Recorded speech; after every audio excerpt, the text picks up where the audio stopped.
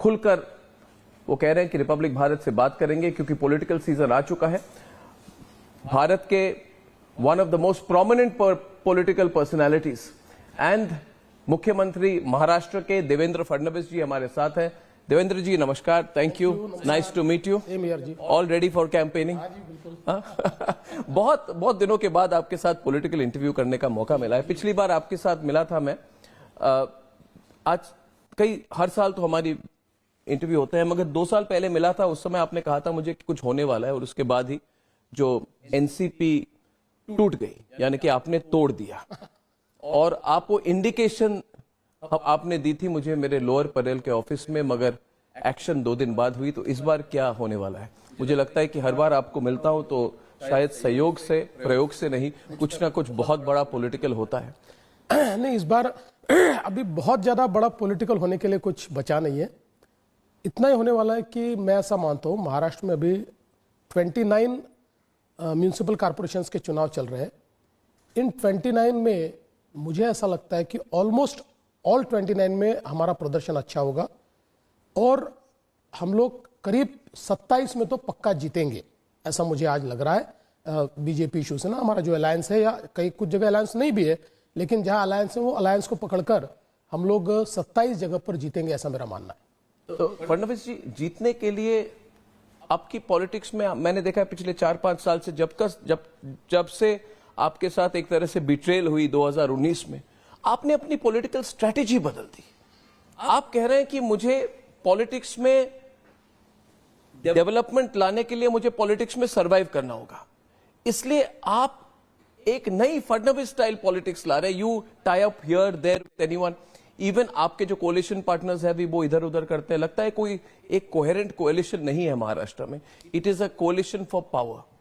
महाराष्ट्र में हम लोगों ने जब ये चुनाव आया तभी तय किया कि चूंकि ये कार्यकर्ताओं का चुनाव है। देखिए, विधानसभा का चुनाव, लोकसभा का चुनाव नेताओं का चुनाव होता है, ये कार्यकर्ताओं का चुनाव है। कार्यकर्ताओं के चुनाव में अगर हर जगह हम लोग अलायंस करेंगे, तो जहां मसलन अब पूना की बात अगर हम करें, तो पूना में अजित पवार की पार्टी, हमारी पार्टी नंबर 1 है, उसके बाद उनकी पार्टी है, तो उसके कारण जो जगह उनको देनी पड़ेगी, हमारे कार्यकर्ताओं पर अन्याय होगा, उनके कार्यकर्ताओं पर अन्याय होगा, शिंदे जी के।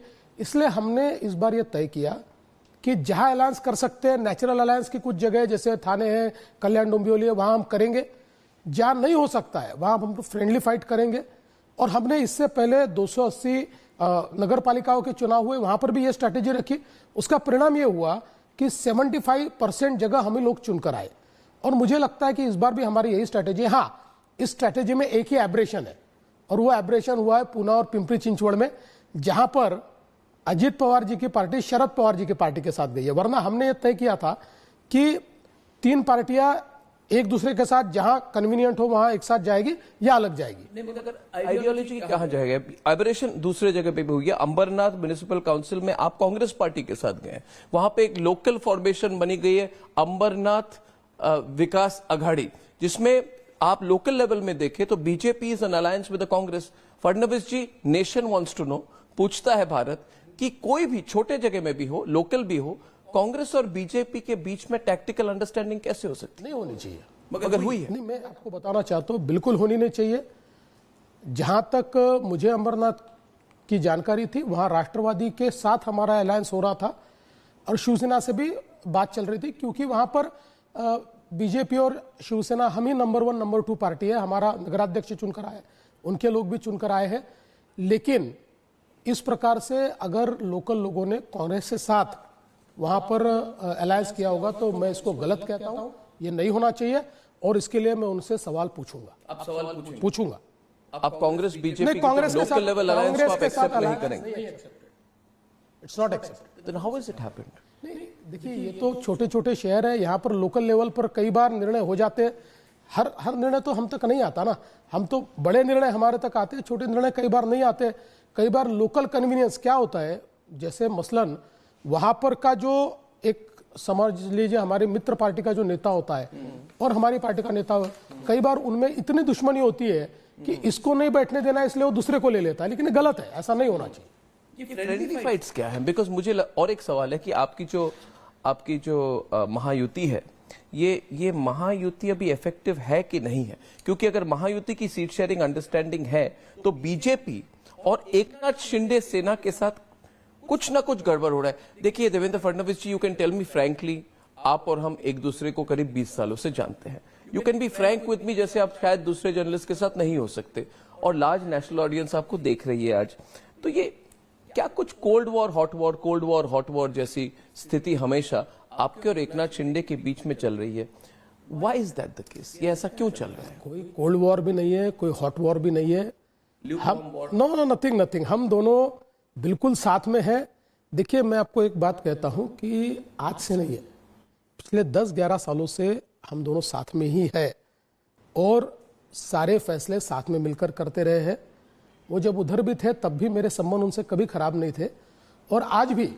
लेकिन उनको एक पार्टी चलानी है, तो अल्टीमेटली जब पार्टी मैं एक चला रहा हूं, वो एक पार्टी चला रहे हैं, तो कई जगह पर इंटरेस्ट कन्फ्लिक्टिंग होते हैं। क्योंकि हम लोगों को अगर अपनी पार्टी जिंदा रखनी है तो केडर को जिंदा रखना पड़ता है। केडर में सब लोग इतना अंडरस्टैंडिंग नहीं रखते, नीचे एडजस्टमेंट तो होनी चाहिए। नहीं होती, अब काफी एडजस्टमेंट किए हम लोगों ने। आप देखिए, मैं आपको 2 उदाहरण बताता हूं एडजस्टमेंट के जो बीजेपी ने किए हैं। कल्याण डोंबिवली में हम लोग बड़ी पार्टी भी थे, पिछले बार उनके ज्यादा आए थे, लेकिन पिछले 5-7 सालों में हम बड़ी पार्टी बन गए। आज अगर वहां पर आप सर्वे भी देखें तो हम लोगों को ज्यादा सीटें मिल सकती थी। बावजूद इसके हम लोगों ने, चूंकि पिछले बार उनके ज्यादा आए थे, उनको ज्यादा सीटें दी। आप जलगांव का विचार करेंगे तो जलगांव में पिछले समय हमारी 57 सीटें आई थी। हम सिंगल लार्जेस्ट पार्टी थे, फुल मेजोरिटी हमारी थी, लेकिन अलायंस करना था। जलगांव में हमने तय किया अलायंस करना है, तो हमारे लोगों को समझाया, जिसके 57 कॉर्पोरेटर थे उसने 47 जगह ली।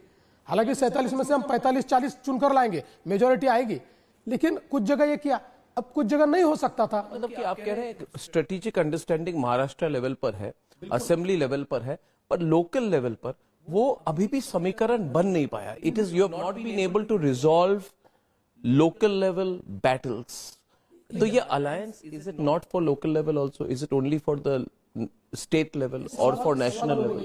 सवाल यह है कि 10 सालों के बाद चुनाव हो रहा है और दोनों, मतलब सभी पार्टियों में 2 पीढ़ियां चुनाव लड़ रही है।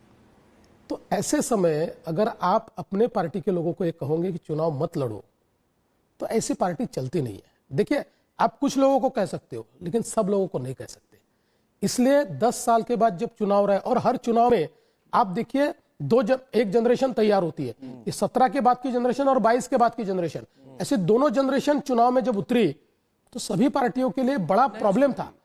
इसलिए उसको रिजॉल्व करना बड़ा कठिन है। नेचुरली। और बड़ी बात यह भी है, मैं दर्शकों को भी कह दूं कि ये पहली इलेक्शन है बीएमसी के लिए after the split of NCP and the split of Sena, so it is a different election. फिर भी just to push the point, अगर लोग पूछ रहे हैं आजकल दिल्ली में कि अजीत पवार की एनसीपी क्या ये महायुति में है कि नहीं है, what is and you have always said that ये इसमें व्हाट नेशनल हेडलाइंस हो रही हैं बृहन मुंबई म्युनिसिपल कॉर्पोरेशन में, ये इंडिपेंडेंटली लड़ रही हैं 100 सीटों में, अपने आप को एक अपने ही अलायंस के खिलाफ।